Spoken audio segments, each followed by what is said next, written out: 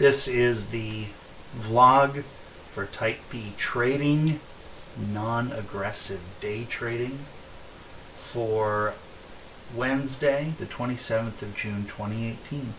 And I just wanted to jump in here. This is actually about 9:14 in the morning. Just getting ready for the market to open, and just kind of wanted to highlight what we're doing today.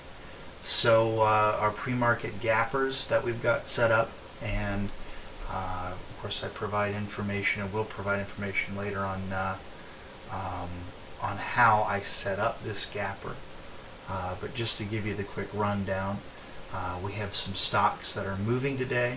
I've kind of gone through each one, found which have catalysts and which are just either resetting based on previous day's catalysts, or in the case of Apple here, kind of a pump and dump that I really don't get from yesterday, and I won't touch. So anyway, I found 6 stocks that had supporting catalysts for their movement today, and these are on my watch list. So we're going to be watching Kara, WWE. We're watching the Wrestling Federation, Tusk, PF, CAG. These two, the PF and CAG, are actually involved in a merger and acquisition, so that explains that. And then GBT, which is gap down. It's a blood therapeutics, and they actually just had some really good news today about FDA approval. So I'm surprised there's a gap down. I imagine we may well see a swing in the other direction, but volatility is what we trade, and there is volatility there. So I have all of the 6 stocks up. They're all in unlinked graphs, which means if I make changes elsewhere, like clicking on my watch list, nothing's going to happen there. Okay, I'm kind of skipping over to my second screen now, and this one I do have linked to my watch list. So this is where my buying and selling is going to take place. So basically just going to watch my various charts, and as I see stuff that I like happening, I'll go into the full screen chart on my second screen and get kind of a closer view of what's happening. So if I click a watch list stock, it'll bring it up, and later on when we do the post trading analysis, I've got some of the drawing tools figured out. Still a lot to learn, but I was able to figure out scaling a little easier. Turns out if you just come over here and drag this up and down, you get what I wanted as far as enlarging the bars. So in previous programs, the mouse scroll had done that, but here it just moves you back and forth, and I really can't find anything to modify in the customizations to kind of swap those two. So it may just be a case where I have to kind of relearn my finger memory. So anyway, market's going to open in about 11 minutes, and I'll be back later on in the day. Okay, so the market is still going, but it's about lunchtime in New York. It's about lunchtime here, and the volume has really petered off. So I'm going to go ahead and call it. It was a good day. I did make my profit target, and I'll explain a little bit about that. I did 2 trades today. I did miss an opportunity for a third, and we are Type B traders. We're not Type A, we're not neurotic. We are trying not to be a heart attack in a box. So if you miss it, you miss it. You just come back and wait for the other one, but catch the next one. But I will kind of outline what it was. I'd kind of gotten up, came back, was a little distracted, and then by the time I saw that it had formed up, it was just too late. But I'll point it out so that folks can see. But so today, market has actually gone positive, or actually no, I guess now it started negative, it went positive, and now maybe it's about flat. But the stocks that we've looked at, the 6 we talked about, I traded PF, Pinnacle Foods, and I traded Kara Therapeutics. So if you kind of look at my charts here, this is my level 2 data. This is the first time I've had it on screen. So this is probably something folks are familiar with, but just to kind of give you an outline, this is the orders that are on both the the buying and the selling side of the market. So all I'm doing with this, there are strategies, there are things you can look at to give you some clues as to which way price is going to go. The momentum guys use that a ton. All I'm really interested in, hey, this stock I'm looking at, is there enough liquidity? Are there enough shares on order? I mean, look at this. This is a huge gap here between the first and the second of these bid prices, and is there going to be enough? This is 800 shares. Is there going to be enough there for me to buy or sell? Depending on what I'm looking at. So that's the only reason it's up. Before I execute a trade, I'll glance at it and make sure that I'm not stepping into a quagmire where I'm going to get 100 shares at the price I want and then 400 shares at a price I don't. It's a good habit to be into, and that's what I do. So I'll just go ahead and hide it for now. In the future, if it ever plays more of a role, I'll talk about that. But other than that, that's what I'm using it for. It is something you pay for, but it's worth it. It's if you ever walked in a field, just imagine if you could see those gopher holes that are waiting to trip you up. That's what it is. You're paying to look for landmines. All right. So I don't really want to go long-winded like I did yesterday. So let's try to put a little bit of a speed on this. So I'm going to pull my other chart over here, and we'll talk about Pinnacle Foods. So this was the first trade that I made. So again, Pinnacle Foods and ConAgra, if you're looking, they're involved in a merger and acquisition, and they look like mirror images of each other. That's because there's a lot of arbitrage trade going on. People are anticipating these two companies combining, and so a lot of high-speed trading, but because there are still retail traders out there, it's worth looking at to see if any price action starts shaping up. So with Pinnacle, a reverse head and shoulders started forming. So obviously the description for the strategies is in the book. We'll talk about them in depth, but just to briefly show you, a head and shoulders is a turnaround. It's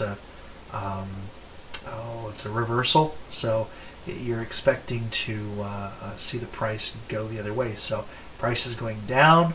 So here's your first shoulder. It's this dip here. Here's your head. It's this dip here. And then what I had identified as the second shoulder was right here. So personal preference, some people talk about head and shoulders being okay if the both shoulders are kind of even with each other, so you get like a triple point.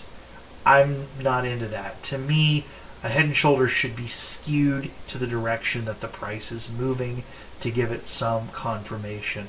So in a reverse or inverse head and shoulders, I would expect to see just this. Here's your shoulder, you dip to a lower head, you go up to a higher point, and then you give yourself your second shoulder. So you're going to draw your neckline, which is going to connect the armpits, as it were. Shoulder, go down to this point, up to this point, and it touches here, and then back to head, and then up to this point, touches here. That's your neckline. Your profit target, the profit you expect, goes from your shoulder, your neckline, to the bottom of the top of your head, whatever you want to call it here. Anyway, this price movement is what you're expecting. Once your shoulder comes back to the neckline, that's the distance you're expecting it to go. So I would have expected it to, if it came back up to the neckline here, go up about 660, 65, 60, 65, 65 in that area.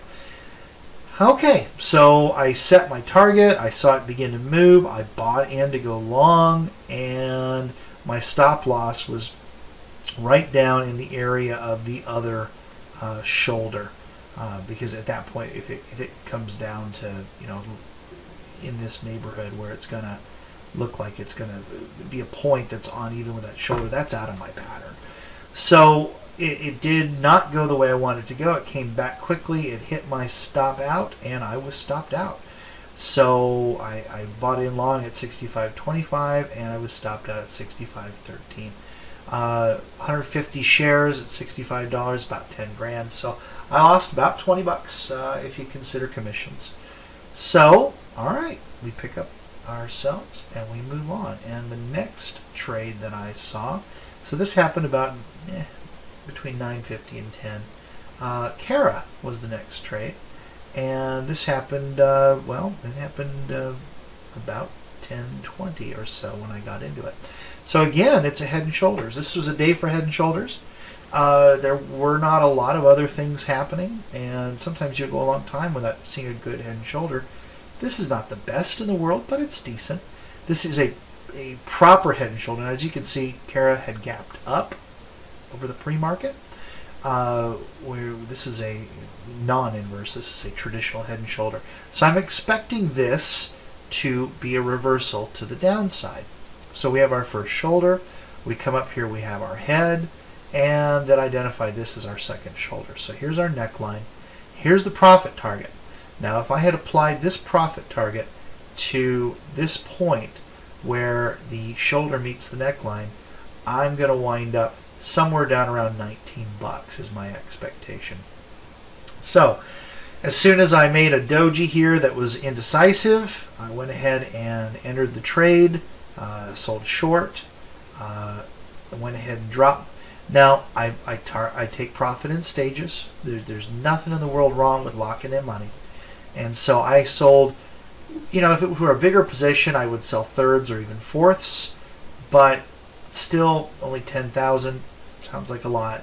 You're talking about a movement in cents. It's not that much. So I went ahead and sold half here and locked in profit. And then the price just kind of started going sideways. It had hit my neckline, but I had expected it to drop down to that $19 area. And it really wasn't showing any signs. So when we are not seeing our pattern, because to be in the pattern here, I would have expected that the slope of this line would have been closer to this one, so it would have dropped at about that slope. And it's not. It's even kind of just going sideways. So I got out. I had a good amount of profit already. I took it. Had I stayed in, as you can see, my target was $19. Hey, looky there. There's the $19 line right there. So it took a while, but it did eventually hit the target, and then it consolidated, and then it, did its own thing. So yeah, sure, if I had wanted to keep some in, if this were a bigger position, I would have kept some in. I would have kept a third or a quarter in. I would have just kind of wrote it down. But as it was, I made back what I lost, and quite a bit. Pull my profit loss over here. As you can see, on the Pinnacle Foods trade, if you count in commissions, I lost 20 bucks.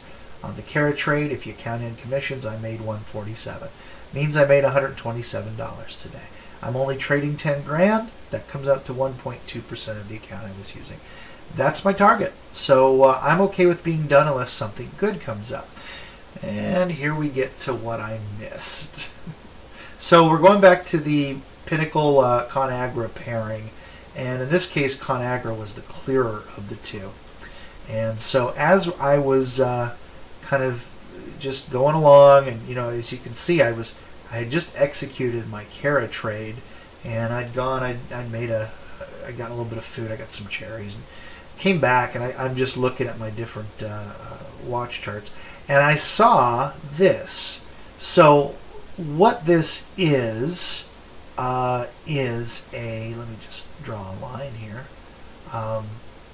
So what this is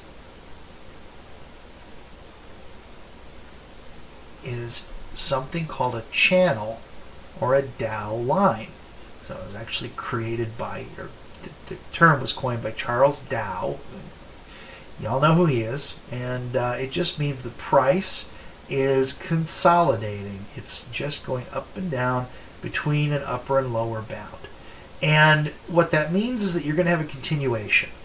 Well, your overall trend here was negative, and now we're doing a continuation. So I came in, and literally the price was right here now. Oh, wow. Okay, let me set up a short sell. So I had started to set up the short sell. Boom. Boom. Yeah, okay. Too late.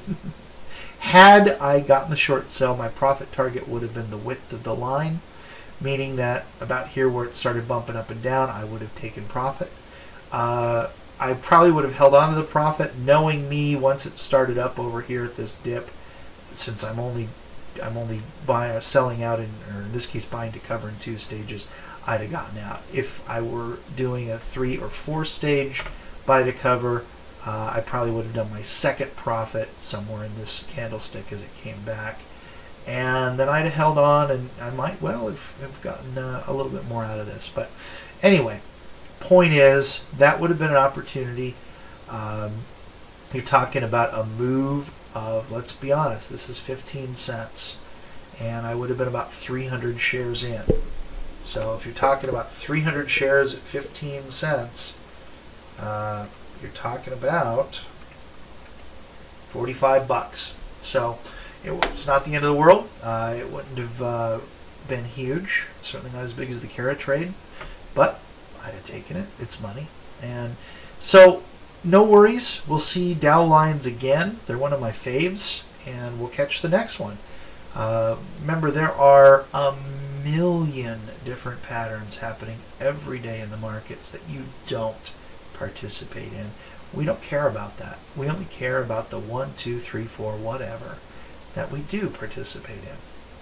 That is type B trading. No heart attacks here. All right, so that's it. I'll go ahead and get this posted to YouTube, and we'll see you tomorrow.